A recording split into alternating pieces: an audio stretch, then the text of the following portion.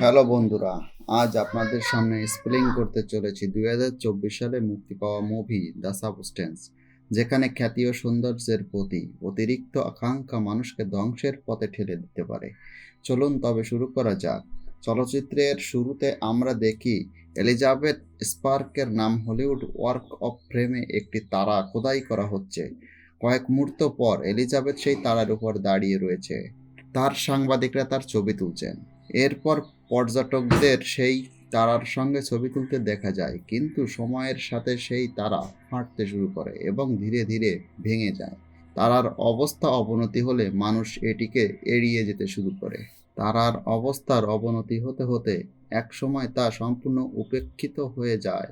মানুষ তার সেই তারার পাশ দিয়ে হেঁটে যায়, এমনকি অনেকে তারার উপর দিয়ে হেঁটে চলে যায়, যেন এলিজাবেথ আর কারো কাছে গুরুত্বপূর্ণ নয়। এরপর আমরা দেখতে পাই এলিজাবেথ বহু বছর ধরে একটি অ্যারোবিকস টিভি শোয়ের সঞ্চালক হিসাবে কাজ করছেন। শো শেষ হওয়ার দিনটি তার 50তম জন্মদিন। সহকর্মীরা তাকে জন্মদিনের শুভেচ্ছা জানাচ্ছে। এলিজাবেথ ধীরে ধীরে এগিয়ে যান এবং হঠাৎ লক্ষ্য করেন যে নারীদের বাথরুমটি বন্ধ রয়েছে। সামনের পুরুষদের বাথরুমটি খোলা দেখে তিনি সেখানে ঢুকে নিজের চেহারা ঠিক করতে থাকেন। কিন্তু ঠিক তখনই প্রযোজক হার্ভি ফোনে কথা বলতে বলতে বাথরুমে প্রবেশ করেন। এলিজাবেথ চমকে যান, আর হার্ভি যেন কিছু একটা গুরুত্বপূর্ণ কথা বলছেন। হার্ভি বাথরুমে ফোনে কথা বলতে বলতে বলেন, যত তাড়াতাড়ি সম্ভব একজন সুন্দরী এবং তরুণী মেয়ে খুঁজে আনার জন্য। এর মাঝে তিনি এলিজাবেথ এবং তার বয়স নিয়ে কিছু অপমানজনক মন্তব্যও করেন। হার্ভি চলে যাওয়ার পর এলিজাবেথ এই কথাগুলো শুনে ভীষণ মর্মাহত হন। গাড়ি চালিয়ে বাড়ি ফেরার পথে এলিজাবেথ একটি বিলবোর্ড দেখতে পান, যেখানে তার ছবি নামানো হচ্ছে। এই দৃশ্য তাকে গভীরভাবে দুঃখিত করে এবং তার মনোযোগ বিচ্ছিন্ন হয়ে যায়। এর ফলেই তার গাড়ি দুর্ঘটনায় পড়ে। এরপর আমরা তাকে হাসপাতালে দেখি। ডাক্তার তাকে জানান যে তার পুরো শরীর এক্স-রে করা হয়েছে এবং তিনি সম্পূর্ণ সুস্থ আছেন, তাই তিনি হাসপাতাল থেকে বাড়ি চলে যেতে পারেন। ডাক্তার আরও বলেন যে তার স্ত্রী এলিজাবেথের বড় ভক্ত। এটি তার জন্মদিন জেনে ডাক্তার তাকে জন্মদিনের শুভেচ্ছা জানান, কিন্তু এলিজাবেথ কেঁদে ফেলেন। ঠিক তখনই ডাক্তারের একটি জরুরি ফোন পেয়ে তিনি তাড়াহুড়া করে বেরিয়ে যান। এলিজাবেথ তখন একা থাকেন একজন নার্সের সঙ্গে।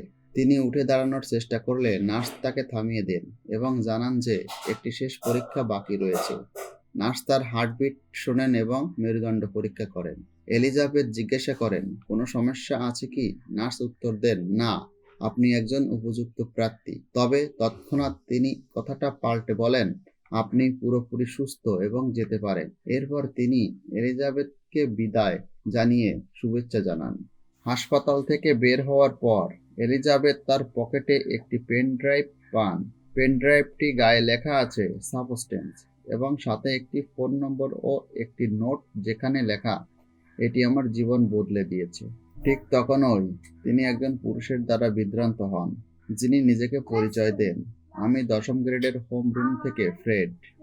এলিজাবেথ তাকে চিনতে পারেন, আর ফ্রেড বলেন, তুমি এখনো পৃথিবীর সবচেয়ে সুন্দর মেয়ে।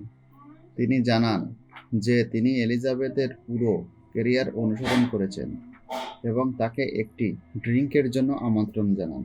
এলিজাবেথ তাকে তার কার্ড দিতে বলেন। ফ্রেড একটি কাগজের টুকরোয় তার নাম্বার লিখে দেন এবং সেটি এলিজাবেথের হাতে তুলে দেন। বাড়ি ফিরে এলিজাবেথ পেনড্রাইভটি তার টিভিতে সংযুক্ত করেন। ভিডিওটি শুরু হয় একজন পুরুষের কণ্ঠ দিয়ে। আপনি কি কখনো নিজে আরও ভালো সংস্করণ হওয়ার স্বপ্ন দেখেছেন? আরও তরুণ, আরও সুন্দর, আরও নিখুঁত। একটি মাত্র ইনজেকশন আপনার ডিএনএকে সক্রিয় করে তুলবে। এটি একটি নতুন কোষ বিভাজন শুরু করবে, যা আপনার আরেকটি সংস্করণ প্রকাশ করবে। এটাই হলো সাবস্টেন্স। আপনাকে শুধুমাত্র এক সপ্তাহে এক এবং আরেক সপ্তাহে অন্য রূপে ভাগ করে নিতে হবে। এটি হলো প্রতিটি সপ্তাহের একটি নিখুঁত ভারসাম্য। ভিডিওটি শেষ হবার পর কণ্ঠস্বরটি শেষবার বলে, একটি বিষয় কখনোই ভুলবেন না, আপনি এক এবং আপনি নিজেকে কখনো এড়াতে পারবেন না। এলিজাবেথ পেনড্রাইভটি হতাশার সাথে ডাস্টবিনে ফেলে দেন, কিন্তু সেই রাতে যখন এলিজাবেথ তার পুরস্কারগুলোর দিকে তাকিয়ে থাকেন, তিনি তার তারুণ্যর গৌরব ও খ্যাতি মনে করতে থাকেন। ক্রোধ আর হতাশায় ভরে ওঠেন তিনি।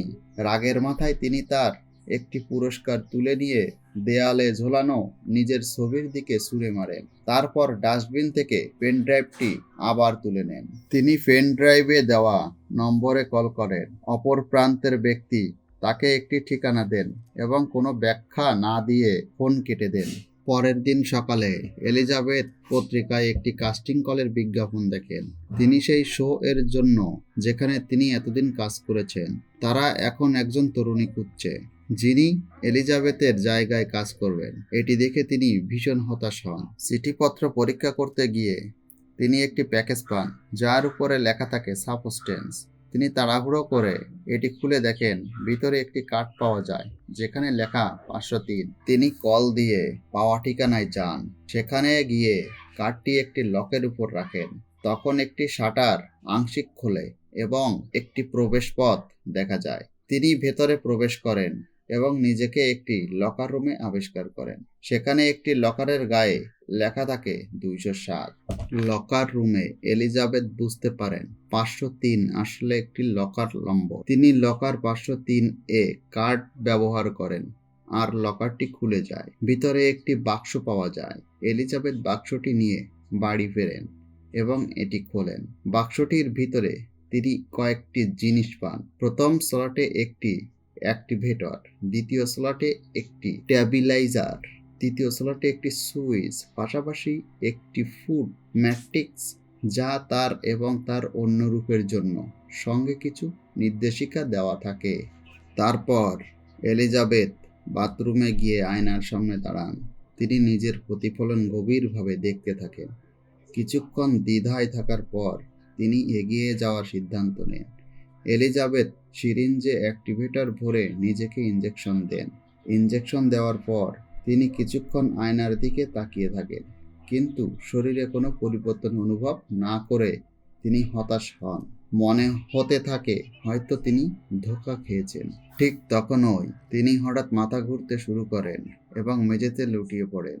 কয়েক মুহূর্ত পরে তার শরীরে পরিবর্তন শুরু হয়। তার পিঠ ফেটে যায়, পুরনো চোখের জায়গায় নতুন চোখ তৈরি হয়। এরপর আমরা দেখতে পাই তার নতুন রূপ, তার পুরনো দেহ ছিন্ন করে বেরিয়ে আসছে। সিনটি এখানে হঠাৎ শেষ হয়ে যায়। পরের দৃশ্য তার নতুন রূপ চোখ খুলে তার পুরনো দেহের দিকে তাকিয়ে থাকে। এলিজাবেথের নতুন রূপ যখন উঠে দাঁড়ায় তখন দেখে যে তার পুরনো দেহটি মেঝেতে নিথর অবস্থায় পড়ে আছে। তিনি আয়নার দিকে তাকান এবং লক্ষ্য করেন যে এটি বাষ্পে ঢেকে আছে। আয়নার কাঁচ পরিষ্কার করতে গিয়ে তিনি হতবাক হয়ে যান। তিনি দেখেন যে তার প্রতিফলন আবার তরুণ এবং সুন্দর হয়ে উঠেছে। এরপর তিনি তার পুরনো দেহের ছেঁড়া পিঠ সেলাই করেন। বাক্সে পাওয়া খাবারটি সিরিঞ্জের মাধ্যমে পুরনো দেহে প্রবেশ করান। খাবারটি শিরায় প্রবেশ করার সঙ্গে সঙ্গে পুরনো এলিজাবেথ জীবন্ত হয়ে ওঠে। এদিকে নতুন এলিজাবেথ গোসল করার পর আয়নার সামনে দাঁড়িয়ে থাকেন, কিন্তু হঠাৎ করেই তিনি কানে এক ধরনের তীব্র বিপদ সংকেত শুনতে পান এবং তার নাক দিয়ে রক্ত ঝরতে শুরু করে। আতঙ্কিত হয়ে তিনি স্টেবিলাইজারের প্যাকেটটি ধরেন এবং সিরিজটি পুরনো এলিজাবেথের মেরুদণ্ডে প্রবেশ করিয়ে পুরোপুরি ভর্তি করেন। এরপর নিজেকে একটি স্টেবিলাইজার ইঞ্জেকশন দেন। ইঞ্জেকশন দেওয়ার পর তৎক্ষণাৎ কানের শব্দ বন্ধ হয়ে যায়। পরদিন এলিজাবেথ টিভি শো এর অডিশনে অংশ নেন। অডিশন বোর্ডের সদস্যরা তাকে দেখে মুগ্ধ হয়ে যান। এলিজাবেথ তাদের নিজের নাম বলেন, আমি সু। কিছুক্ষণ পর প্রযোজক হার্ভি নতুন এলিজাবেথকে দেখেন এবং তার সৌন্দর্যে মুগ্ধ হয়ে যান। তিনি বলেন, ঠিক আপনার মতো একটি শো চাই আমরা। হার্ভি তৎক্ষণাৎ তাকে শোতে চুক্তিবদ্ধ করেন। সু হার্ভিকে জানায় যে তার প্রতি সপ্তাহে কিছুদিন শহরের বাইরে যেতে হবে অসুস্থ মাকে দেখাশোনা করতে। হার্ভি তাকে আশ্বাস করে বলে, তোমার যে কোনো দায়িত্ব মেনে নিয়েই আমরা কাজ চালিয়ে নেব। সু তার নতুন জীবনের সাফল্য উপভোগ করতে থাকে।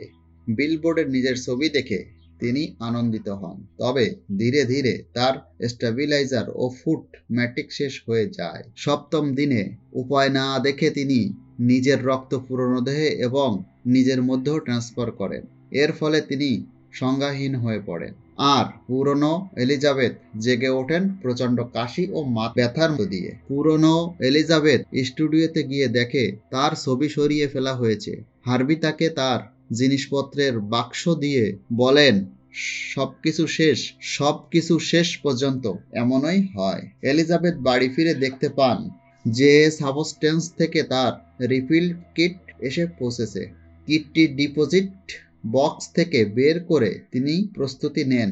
এরপর সু তার বাথরুমে একটি গোসলকক্ষ তৈরি করে, যেখানে তিনি এলিজাবেথের পুরনো দেহটি লুকিয়ে রাখেন এবং প্রোটেক্টটি সরিয়ে দেন। এক রাতে সু পার্টি করতে বেরিয়ে যান এবং এলিজাবেথ একা বাড়িতে থাকেন। ফুড ম্যাট্রিক্স শেষ হয়ে যাওয়ায় সু হঠাৎ অসুস্থ হয়ে পড়ে। সে মনে করে প্রতি 7 দিনে সুইচ করতে হবে, তাই দ্রুত এলিজাবেথের দেহ থেকে স্টেবিলাইজার বের করে নিজে ইনজেকশন দেন। কিছুক্ষণ পর সু তার নতুন সৌন্দর্যে মুগ্ধ হয়, কিন্তু তখন তার শরীরের অভ্যন্তরীণ অঙ্গগুলি বের হয়ে পড়ে এবং এলিজাবেথ হঠাৎ জেগে ওঠে এবং দেখে যে সু তার পাশে নিথর পড়ে আছে। প্রথমে তিনি এটিকে একটি দুঃস্বপ্ন ভাবেন, কিন্তু বাইরে বেরিয়ে তিনি দেখতে পান যে সু গত রাতে পার্টি করেছেন এবং ছেলেটির হেলমেটও একটি নোট পেয়েছেন, যেখানে লেখা আছে, বেশি মদ খেয়ে বাইক নিয়ে ফিরতে পারিনি।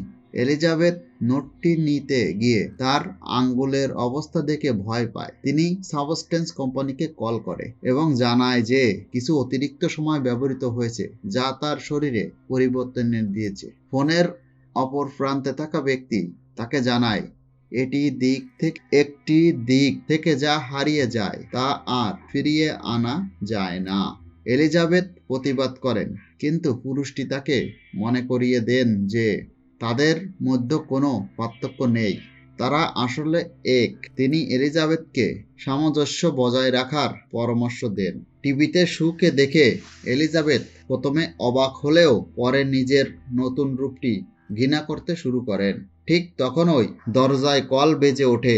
প্রতিবেশী সুকে জানায় যে তিনি তার শো দেখেছেন এবং তার ক্লাসে যোগ দিতে চান। এলিজাবেথ রাতে সুর আমন্ত্রণে উত্তর না দিয়ে তাকে চলে যেতে দেন। পরবর্তীতে তিনি তার রিপ্লেসমেন্ট কিট নিতে যান, কিন্তু তিনি অদ্ভুত শব্দ শোনেন এবং দ্রুত বের হয়ে আসেন।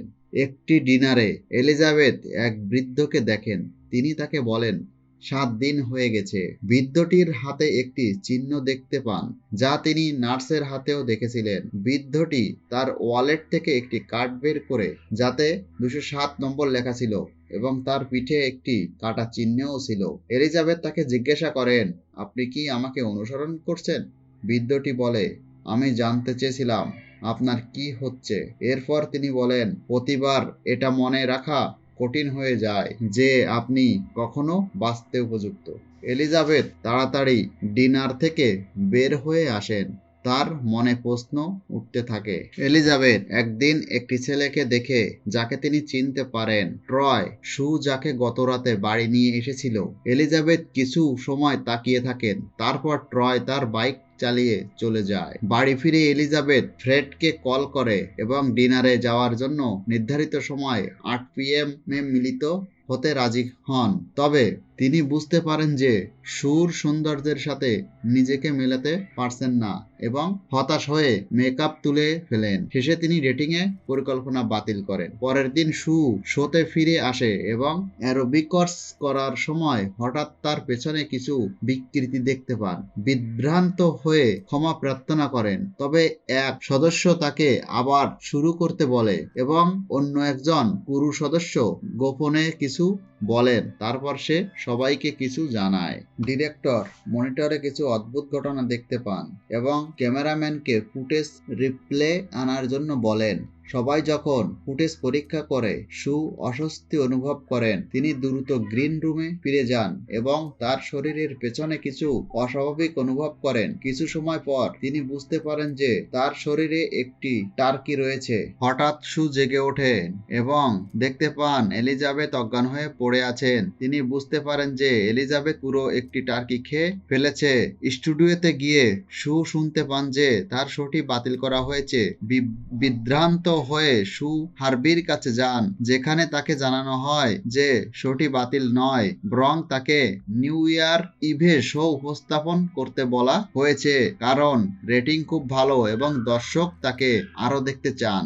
এলিজাবেথ এবং সুর মধ্যে ভারসাম্য বজায় রাখার সংগ্রাম চলতে থাকে। সু তার নতুন জীবন উপভোগ করতে গিয়ে স্টেবিলাইজার ব্যবহার বাড়িয়ে দেন, যার কারণে এলিজাবেথের শরীর বড় ধরনের ক্ষতি হয়।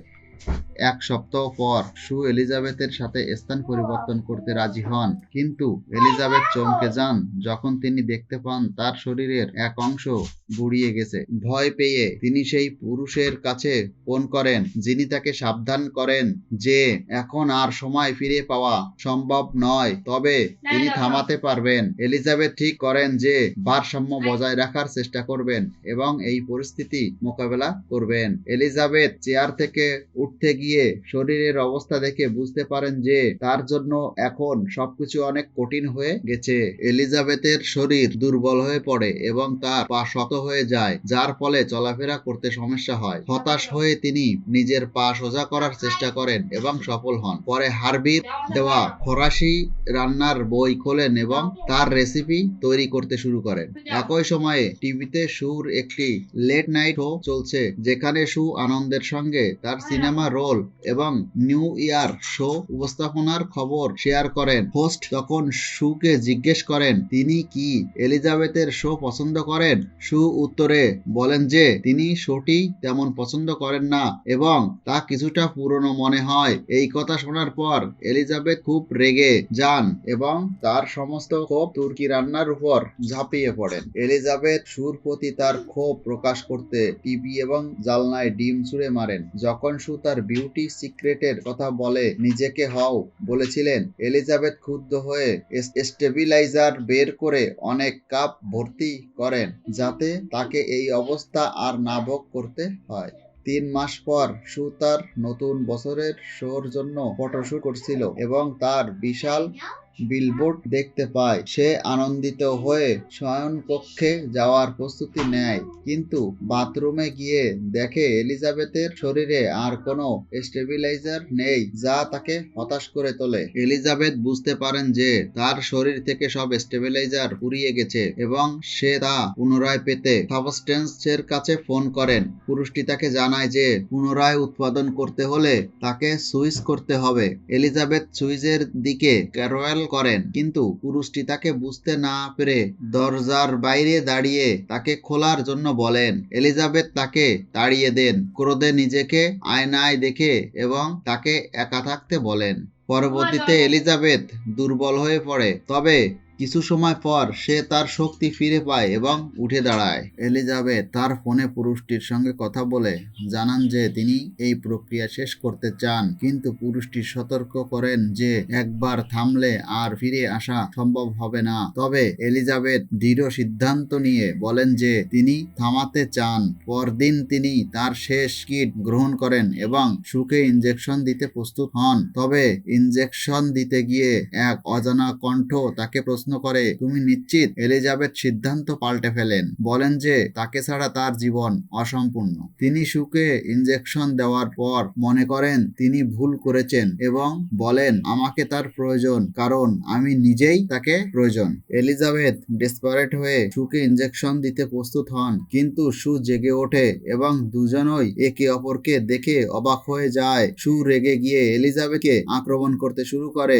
এলিজাবেথ পালাতে চেষ্টা করলে ও সু তাকে আঘাত করে এবং একসময় তাকে বাথরুমে আটকে ফেলে। সু এলিজাবেথের উপর আরো হামলা করে, তার মাথা আয়নায় ঠোকরায় এবং অবশেষে তাকে মারাত্মক আঘাত করে। তবে কিছুক্ষণ পর সু বুঝতে পারে তার কাজের ফলাফল এবং তার মনের মধ্যে ভয়াবহতা উদয় হয়। এলিজাবেথ ও সু দুজনেই একে অপরের পরিবর্তন আনতে চেষ্টা করে, কিন্তু শেষ পর্যন্ত সু নিজেকে আরো খারাপ অবস্থায় ফেলে। নতুন বছর উদযাপন করতে সু যখন প্রস্তুত, তখন তার শরীরের বিভিন্ন অংশ ভেঙে পড়তে শুরু করে। সে আতঙ্কিত হয়ে আরো পরিবর্তন আনার চেষ্টা করে, তবে অবশেষে সে অজ্ঞান হয়ে পড়ে। একে অপরের জীবন নিয়ে তারা যখন ক্ষতিগ্রস্ত হয়, তাদের শারীরিক ও মানসিক অবস্থা অবনতি ঘটতে থাকে। থাকে। গল্পের শেষের দিকে সু যখন তার নতুন রূপ পরিবর্তন হয়ে এক ভয়ঙ্কর দানবের মতো হয়ে ওঠে, তখন তার মুখে এলিজাবেথের মুখ উল্টে দেখা যায়। এরপর সে জনসমক্ষে গিয়ে তার বক্তব্য রাখতে যায়, কিন্তু হঠাৎ করে তার মুখোশ পড়ে যায় এবং সবাই তাকে ভয়ঙ্কর চেহারায় দেখে অবাক হয়ে যায়। অগত বিশাল বিশৃঙ্খলা সৃষ্টি হয় এবং এক পর্যায়ে সু আবার নতুন করে জন্ম নেয়, কিন্তু তার শরীর থেকে রক্ত ঝরে পড়তে থাকে। এমন এক অবস্থা তৈরি হয় যেখানে সু নিজেকে ভুলে গিয়ে অবশেষে সবার কাছ থেকে বিচ্ছিন্ন হয়ে যায়। গল্পটি একটি ভীতিকর এবং মনস্তান্ত্রিক থ্রিলার, যেখানে এলিজাবেথ এবং সু দুটি আলাদা সত্তা, তবে তারা একে অপরের মধ্যে পরিবর্তিত হতে পারে। এলিজাবেথ একজন পুরনো টেলিভিশন তারকা যে সৌন্দর্যের জন্য ক্ষুধার্ত এবং তার পুরনো জীবন ফিরে পেতে চায়। সু, যা এলিজাবেথের নতুন রূপ, সফলতা ও খ্যাতির শিখরে পৌঁছানোর জন্য তার শরীর ও আত্মাকে কাজে লাগায়, কিন্তু এই পরিবর্তনগুলো তাকে ধ্বংসের দিকে নিয়ে যায়। এলিজাবেথ যখন সুর ক্ষতি দেখতে চায়, সে বুঝতে পারে যে খ্যাতি ও সৌন্দর্য আসলে শিকার হওয়া এবং আত্মবিশ্বাসের অভাব সৃষ্টি করে। এক পর্যায়ে সু তার অতিরিক্ত সৌন্দর্য বজায় রাখতে গিয়ে ভীষণভাবে শারীরিকভাবে ক্ষতিগ্রস্ত হয়ে পড়ে। শেষ পর্যন্ত সে তার গা থেকে এলিজাবেথের মুখ বেরিয়ে আসতে দেখে, কিন্তু যখন সে সেলিব্রিটি হতে চায় তখন সে ভয়ঙ্কর রূপে পরিণত হয় এবং ধ্বংস হয়ে যায়। এটি এক ধরনের সতর্কবার্তা যেখানে খ্যাতির ও সৌন্দর্যের প্রতি অতিরিক্ত আকাঙ্ক্ষা মানুষকে ধ্বংসের পথে ঠেলে দিতে পারে। তো বন্ধুরা, কেমন লাগলো মুভিটি কমেন্টস এবং শেয়ারের মাধ্যমে জানাবেন প্লিজ।